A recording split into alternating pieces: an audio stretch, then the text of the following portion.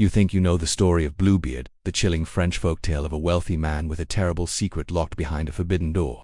To most it is simply a cautionary tale about curiosity, obedience, and the dangers of marrying a mysterious stranger. But what if I told you this sinister fairy tale is not merely a moral fable, but a remnant of something far older and more disturbing? Hidden beneath the surface of this tale lies a history of ancient myths, ritual practices, and archaeological mysteries that have echoed across cultures for more than 1,000 years. Behind the image of a bearded nobleman and a frightened bride lurks the shadow of sacrificial chambers, blood-soaked rites of kingship, and echoes of stories told long before Europe's castles were ever built. Bluebeard is not only a story of one man's cruelty, but a fragment of humanity's dark relationship with death, secrecy, and power that stretches back into prehistory. Once upon a time, in a distant land, there lived a man of immense wealth and influence. He owned grand estates, filled with treasures, fine horses, and glittering jewels. His beard, strangely tinted blue, made him feared and ridiculed, for it gave him an appearance unlike any other man. Yet despite his riches, few women wished to marry him, for it was whispered that his previous wives had mysteriously vanished. At last, Bluebeard managed to persuade a young woman to become his wife. At first he treated her with charm and generosity, showering her with gifts and luxuries. One day, however, he announced that he must leave on a journey. Before departing, he entrusted her with the keys to every room in his vast castle, inviting her to enjoy his treasures. Yet he warned her of one condition. Under no circumstances was she to open a small locked chamber hidden deep within the castle. At first, the young bride resisted temptation, but curiosity gnawed at her. At last, unable to endure the mystery, she unlocked the forbidden room. To her horror, she discovered the murdered bodies of Bluebeard's former wives, hanging like lifeless trophies. Terrified, she dropped the key, which became stained with blood that could not be washed away. When Bluebeard returned, he saw the blood on the key and knew she had disobeyed. Enraged, he condemned her to join the other wives in death. Yet before he could strike, the young woman begged for time to say her prayers. As Bluebeard prepared to kill her, her brothers arrived. Having been summoned in secret, they struck down Bluebeard and freed their sister. The tale ends with the young bride inheriting his riches, a grim reminder of the cost of curiosity and the dangers of hidden secrets. But the tale of Bluebeard was not always told in the form we know today.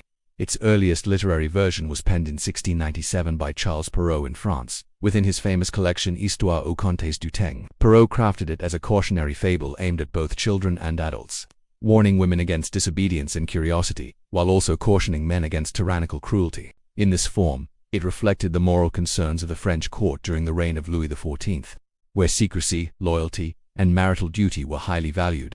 Yet even before Perrault, motifs resembling Bluebeard were circulating in medieval Europe. Scandinavian sagas mentioned men with locked rooms containing corpses, while Breton legends spoke of nobles who sacrificed their wives in blood rituals tied to land fertility. In some variations, the Forbidden Chamber did not contain bodies, but treasures that cursed the one who looked upon them. Through the 18th and 19th centuries, the tale spread widely. The Brothers Grimm included stories with similar motifs, such as Fitch's Bird, where a sorcerer abducts women and hides their remains in a secret chamber. These darker versions emphasized ritual sacrifice, not just marital betrayal. By the Victorian era, adaptations softened the brutality, portraying Bluebeard as a jealous husband rather than a ritualistic murderer, reflecting shifting cultural sensitivities. Modern retellings interpret the tale differently again. Psychoanalysts see Bluebeard as a symbol of the destructive masculine, while feminists read it as a warning about silencing women's voices. In Gothic literature and opera, Bluebeard became an archetype of the monstrous husband whose wealth conceals horror.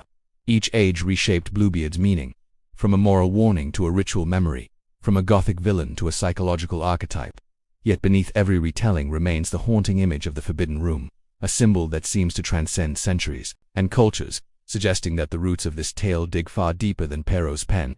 When we examine Bluebeard closely, the story reveals surprising parallels with myths from many cultures. Bluebeard himself, with his unnatural appearance and his chamber of corpses, is more than a cruel husband. He echoes figures of ancient myth, who guarded the threshold between life and death. In Greek mythology, Hades ruled the underworld, forbidding mortals to look back upon the dead. Orpheus's doomed glance mirrors the forbidden key in Bluebeard.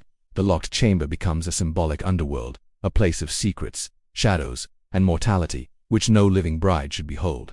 In Norse traditions, giants and trolls often tricked maidens into marriage, hiding deathly intentions beneath wealth and power. These tales, like Bluebeard, combine seduction with the threat of sacrifice, suggesting the groom as both provider and destroyer. In Middle Eastern folklore, legends of jinn and dark sultans contain similar motifs. Wives trapped in palaces, forbidden rooms holding unspeakable horrors, and keys that reveal truth through blood. The very image of the blood-stained key resembles relics in ancient fertility rites, where blood served as proof of transgression or renewal. The bride herself resembles Persephone or Inanna, goddesses who were drawn into death's realm and returned transformed.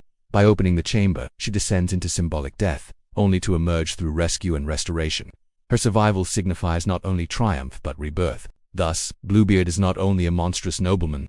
He may embody an ancient archetype, the lord of hidden death, the guardian of sacred mysteries, the ruler who demands sacrifice yet ultimately cannot escape judgment. The young wife is not simply curious, she is a mythic seeker, compelled to open the forbidden, to see what lies beyond the threshold of ordinary life. The chilling elements of Bluebeard, the Forbidden Chamber, the murdered wives, the key that cannot be cleansed are not only literary inventions.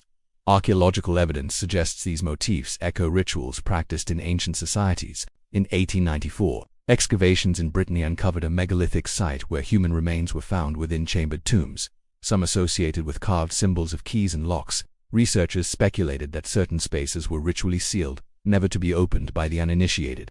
The idea of a forbidden chamber may have grown from these sacred burial practices. Later, in the 20th century, anthropologists studying Indo-European folklore noted recurring themes of the sacrifice bride.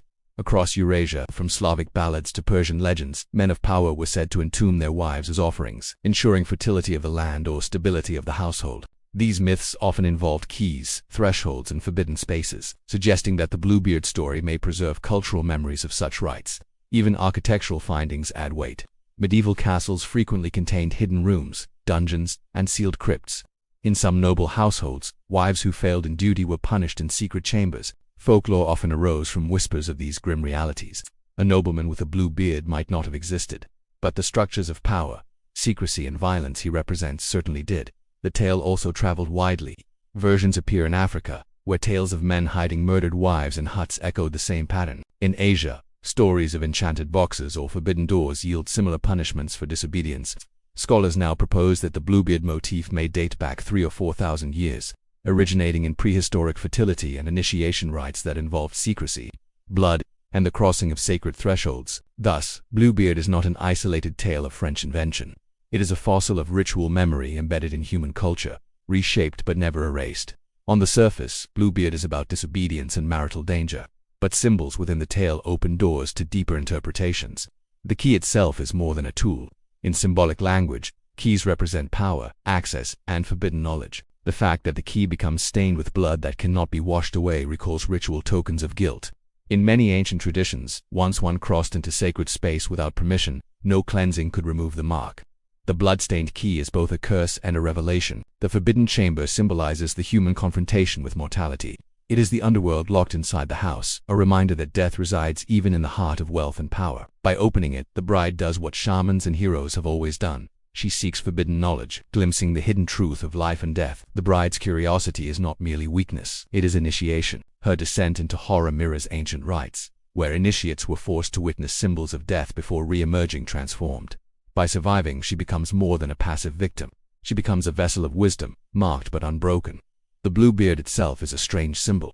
Blue in medieval symbolism was associated with both divinity and poison. A man with a blue beard would appear unnatural, almost otherworldly. He is not a normal husband, but a liminal figure, half human, half monster. His wealth is tempting, but his body signals danger.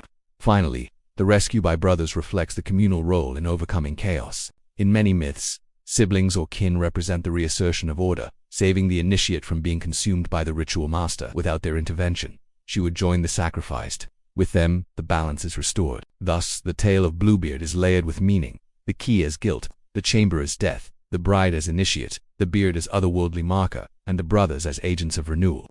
It is less a simple fable than a symbolic map of humanity's oldest fears and rituals. The story of Bluebeard you thought was just a frightening tale for children is in truth the convergence of fairy tale, myth, archaeology, and ritual memory. It is not simply about a cruel husband and a curious wife.